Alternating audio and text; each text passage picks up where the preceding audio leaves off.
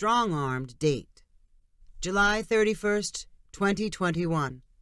Cortez, Colorado, USA. Peanut stepped off the front porch and grabbed a small, round rock she had spotted in the driveway. She picked it up, aimed for the center of the shade tree 100 feet away, and threw a perfect strike that bounced off the tree with a crack. Peanut always threw rocks when she was nervous, and she was definitely nervous while waiting for JP. She watched the road at the edge of the bean field and then peered toward the farthest fence where the cattle were grazing. JP would have to come that way. Sure enough, in the distance, a pickup kicked up a little dust tail in the evening light. It was him. She would know that truck no matter what speed it was moving. She had been watching JP all her life, but felt invisible around him. Starting in the fall, he would be a senior at Cortez High School, and Peanut was only a little sophomore. JP had the looks and build of the cowboy version of Captain America. He was friendly and polite, and would be the first to rush into a burning house to save a basket of kittens. He spoke slowly, in a deep voice that made you listen. Pretty much everyone in school liked him. Most of the girls, including Peanut, had written his name next to theirs to see how they looked together. When JP pulled up in front of Peanut's porch, she climbed into the passenger side of the pickup's cab before he could get out. "Hi. Should we say goodbye to your parents or anything?" said JP. "No, they know I was waiting for you. They'll be okay," replied Peanut. She sat close to the door and glanced over to see that JP was wearing jeans and a long-sleeve button-up shirt. He had obviously changed and cleaned himself up. Peanut was dressed in a similar way, except that her long-sleeve shirt was unbuttoned with a t-shirt underneath. It was late in the summer, but things would cool down once the sun set, and she wanted to have some layers. JP turned his truck around and drove down the gravel lane that led to the county road. Peanut tried to think of something interesting to say. "Have you been to the fairgrounds yet?" she asked. She already knew the answer. Both of their families had spent time over the past week showing off calves in the livestock arenas. She had even seen JP there from a distance. "Yep, almost every day this week," answered JP. "Have you been on any of the rides?" "Not yet." "Did you win any blue ribbons for your calves?" "Nah, the judge was kinda blind." JP turned onto the dirt county road and drove a little faster. Peanut tried to think of something else to ask. They made it all the way to the paved road before she came up with a question. "Are you playing basketball again this year?" "Yep." "Is the team going to be good?" "Depends." Peanut wished he would keep talking, but he kept his eyes on the road as if he was the only one in the truck. She wondered if he would have been more talkative if their date to the carnival was JP's idea instead of her dad's. The whole thing started when she was playing Truth or Dare with her visiting cousin and admitted she liked JP. That would have not been a big surprise to anyone attending Cortez High School, but her cousin treated it like juicy gossip, and soon her dad was giggling about it. "I hear you're sweet on JP," he said in front of the whole family at the dinner table. Peanut flashed an angry glare toward her cousin. "You're a pretty girl. JP ought to be sweet on you, too," continued Peanut's father. "I might consider letting him take you out. Maybe I'll talk to his dad about you." Peanut knew nothing she could say would stop him. Once he got an idea in his head, he stuck to it. It was her dad who first gave her the nickname Peanut. He was the only one who thought it was cuter than her real name, Penelope, but he persisted, and eventually everyone else called her Peanut too. JP's family farm was only one road over from Peanut's.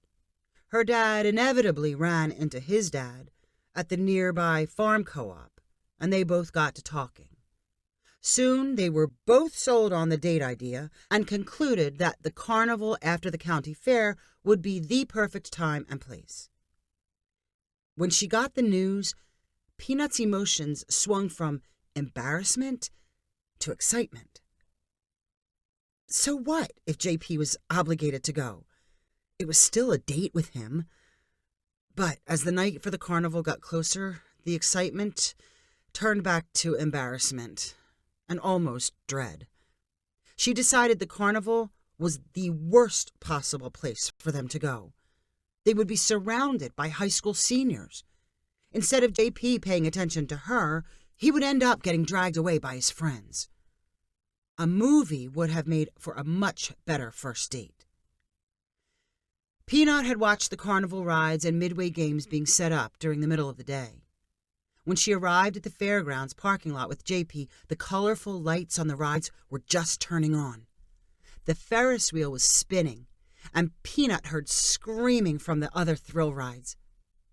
Peanut memorized where JP parked in case she lost him and had to return alone to the truck and wait.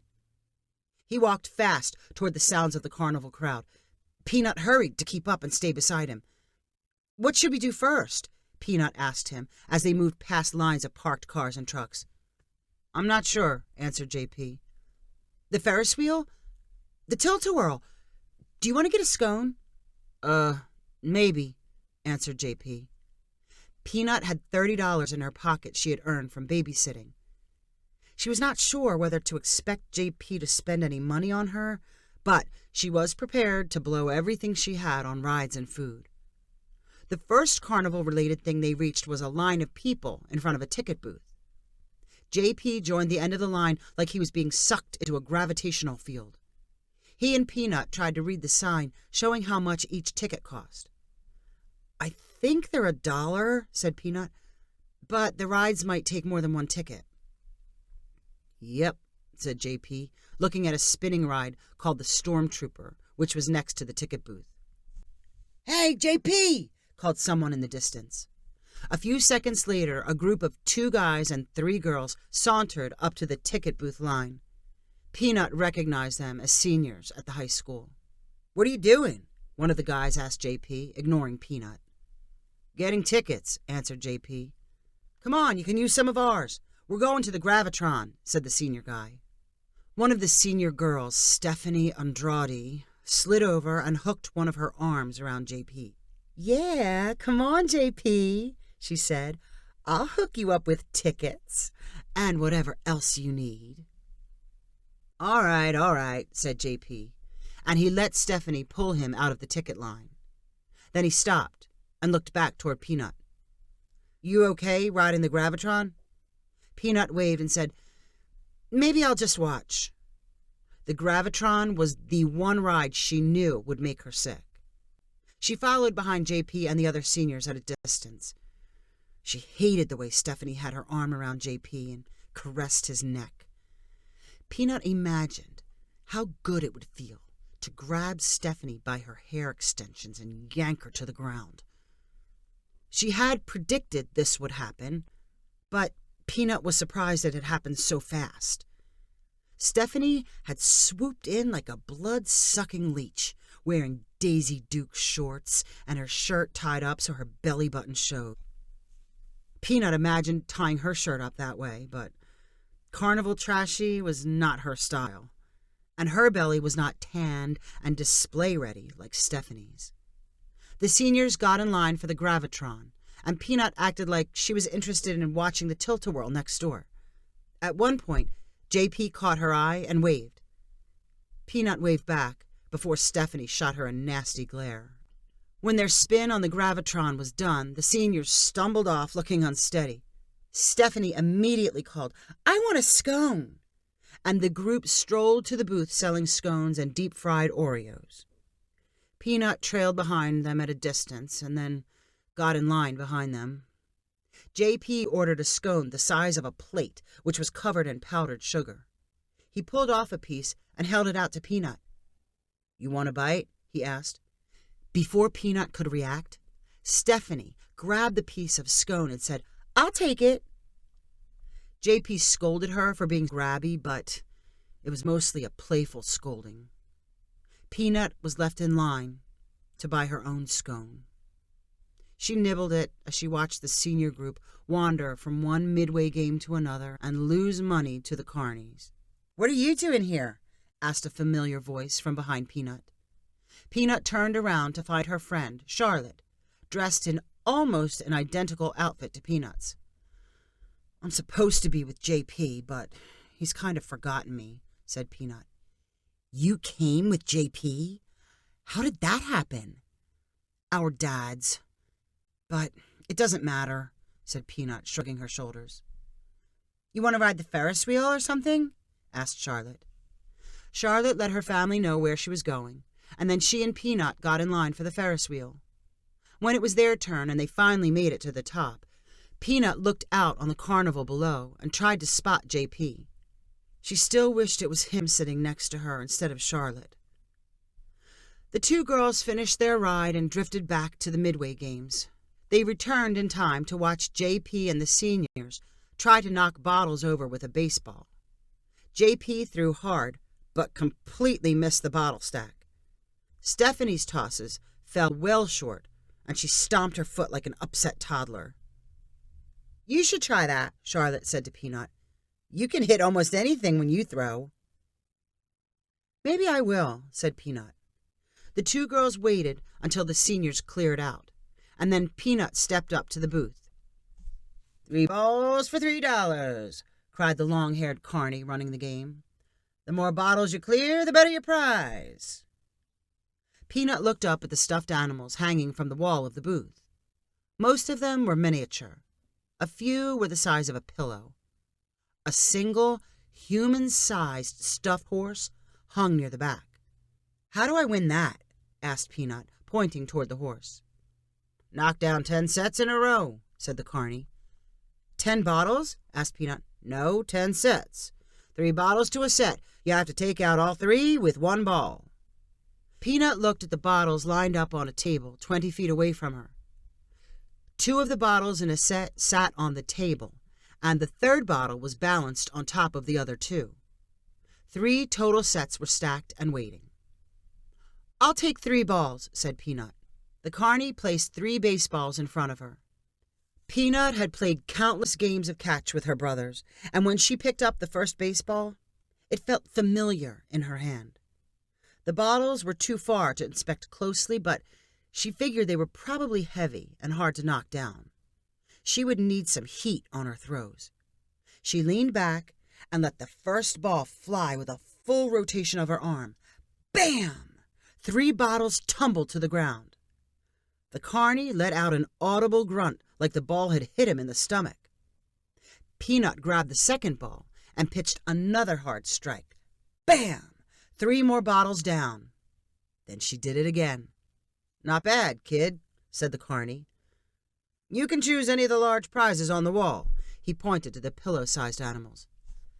"Nah, I want the horse," replied Peanut. She handed him another $3 and said, "3 more balls, please." The carny reset the bottles and passed Peanut the balls. She had not forgotten Stephanie and JP, and so she threw angry. Bam! Bam! Bam! All the bottles fell. "That's 6 in a row. All I need is 4 more, Peanut said to the carny.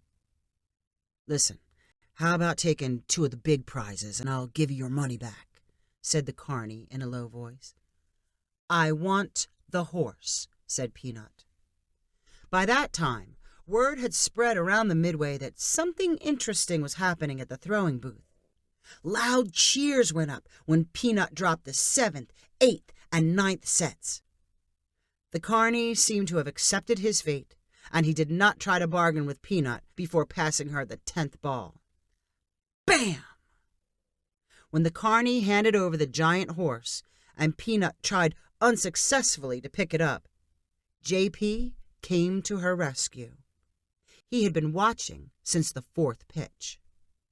"I didn't know you could throw that hard," said JP in an awestruck voice. He looked at Peanut like they were meeting for the first time. "Here, let me carry that for you." JP draped the stuffed horse over his back while Peanut lifted its rear legs to keep it from dragging on the ground. JP suggested they ride the carousel together, and he recruited a couple of his friends to guard the horse while he and Peanut waited in line. Stephanie disappeared completely. "Can I feel your arm?" JP asked Peanut as they stood together. She held out her right bicep, and JP squeezed it with his right hand, clearly impressed. "You must have to help a lot at home, with your calves and stuff." "Yeah, we all do," said Peanut. JP wanted to know if she had won any blue ribbons, and if maybe she would be playing basketball for the school later that year.